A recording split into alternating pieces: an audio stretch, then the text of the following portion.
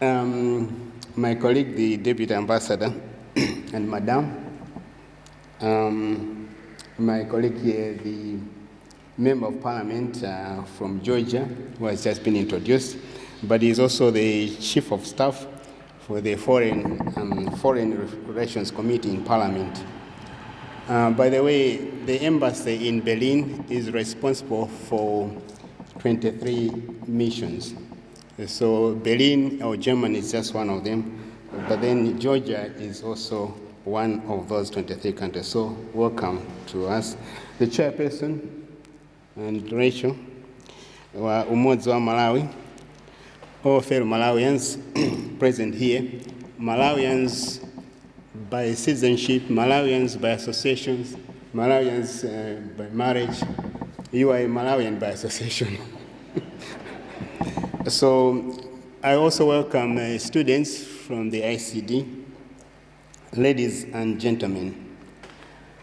Thank you for your presence here. And as already mentioned, our gathering here is an initiative of Malawians living in Germany, a grouping that meets almost every year at different venues, as just shared, to celebrate our National Day, but also to celebrate other initiatives and gatherings. Last year, as mentioned, I think it was in Stuttgart. This year it's in Berlin, and I understand next year it will be in Cologne. But before I proceed, I would like to share with you some sad news we just got. One of our sisters, and that's Angela Chipungu, has lost her husband, Dr. Heiko Meinhardt. And I'm sure that most of us know these two. So Heiko Meinhardt passed on 2 days ago. He had liver cancer. It was diagnosed only 2 weeks ago. Treatment was started immediately, but it was already too late. I spoke with Angela, who is now with Amre, their 6-year-old.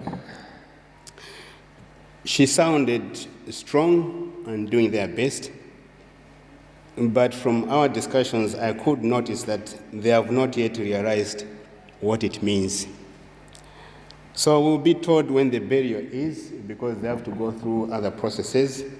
And once we know the day of the burial, some of us close to Hamburg will attend, but definitely the embassy will send a delegation to the burial. Dr. Meinhardt was a prominent member of our Malawian community. He also once served as our honorary consul in Hamburg.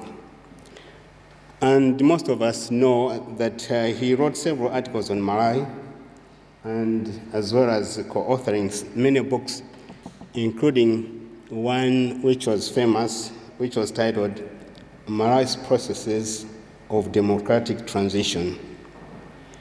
So we'll miss him, but now may I request all of us to stand so that we observe a minute of silence, remembering Dr.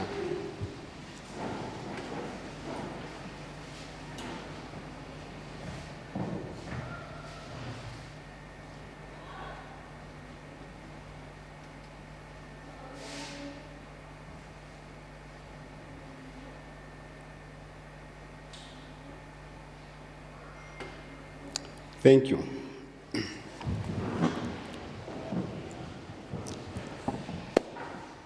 And so now back to the business of today. We are celebrating 59th year of independence in Malawi. But maybe as we are celebrating, it's good also to take a stock of what that means. So what does this mean for Malawians? The good thing is that today I'm speaking before you as Umoja wa Malawi. There are times when you celebrate this function officially as a nation, so that's when we have these national anthems.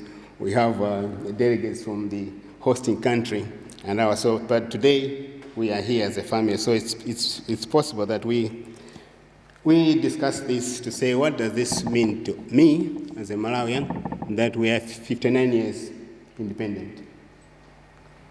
What does it mean for a rich man in our country? What does this mean for a poor man in our country? And what does this 59 years mean to us as we face the future of our country?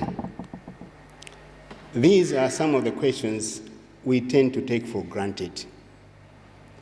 And as we go on, unfortunately, we start putting the blame either on the past or the blame on others. And 2 days ago, I was invited here, and so I had a key address to an audience. And one of the things I mentioned is that one thing I find funny is people meet, whether they're ambassadors from SADC, ambassadors from Africa, ambassadors from different countries, and talk of the potential that Malawi has. Malawi has a potential. And I'm pretty sure that some of us have been saying this, but I'm fed up to be hearing that Malawi has a potential. And I said it that this was already known some years ago when countries gathered here in Berlin and partitioned Africa. They did that because they knew that there's potential in Africa and therefore potential in Malawi. Today, you and me should be talking of the immense opportunities that our country has, and who is to unlock those opportunities. So we are part of those people who are supposed to do this. But in most cases, we look at the leadership. There are people of bad will in our country, including we ourselves, the citizens. And you and me know quite well that we have people who are with selfish mind, milking the country and its resources. And we know that we have also some Malawians who have the goodwill to do something for our country. And so instead of just looking at the leadership, just looking at the other Malawians, we have to ask ourselves, what is it that I can do to change our country? I know that we are going through a rough time, and some of us know who are responsible for those rough times. But as I said, we have to take our role instead of just pointing fingers. On the other hand, we have some citizens, including politicians, including civil servants, and most of us citizens who have sometimes an exaggerated sense of expectation from others. But shortly now, we just have to look at what's our role as people in diaspora. I think we have to do our best. Yes, we can make noise, we can make contributions, you can send money, we can do investments, but I think what's important for us today is we have to support all institutions that are spearheading the rule of law in our country, because it's only this that can push out all the corruption that we have.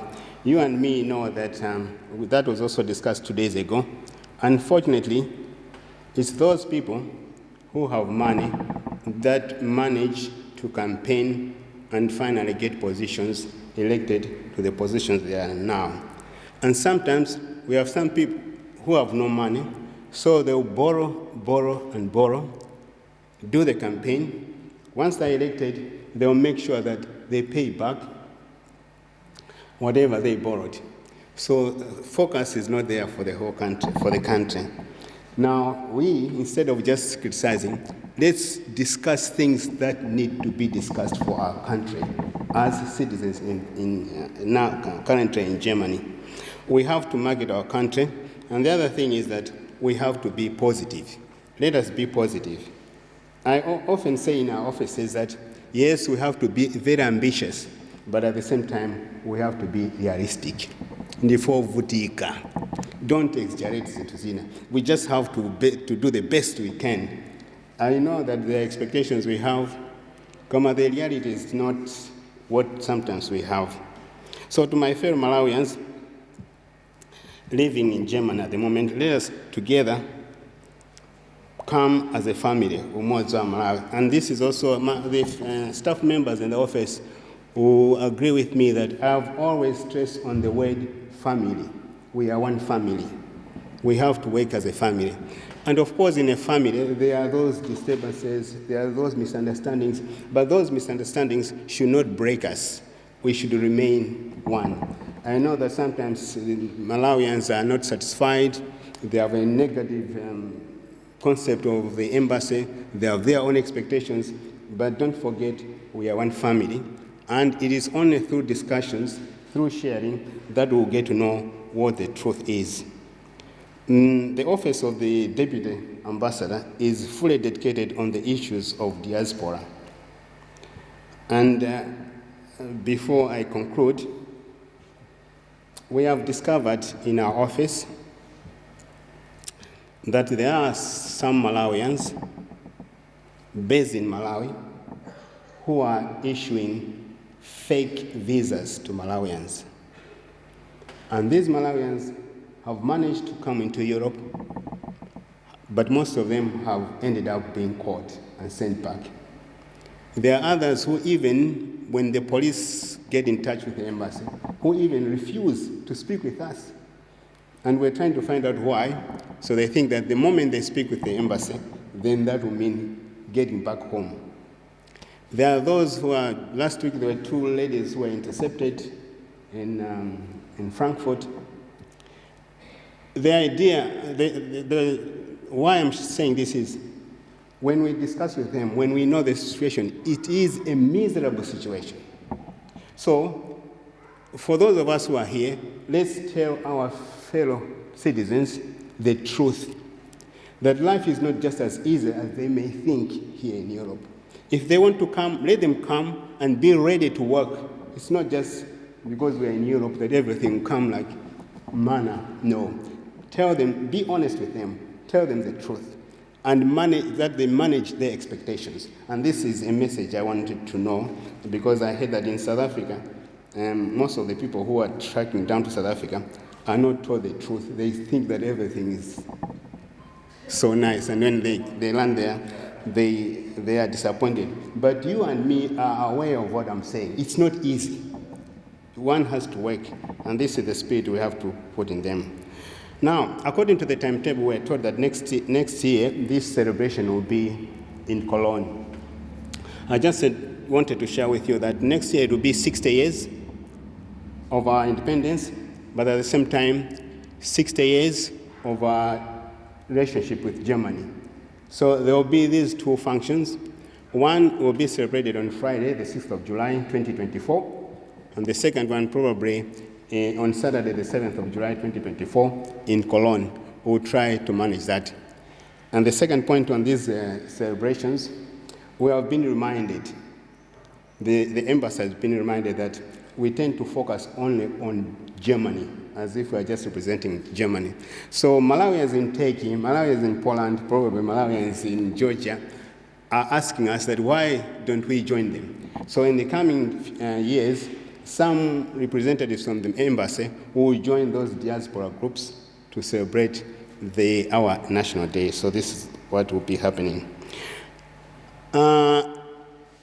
When I go for national days, one thing I don't like is to sit down listening to speeches. So I think this one my speech has to stop now. People have to go and eat.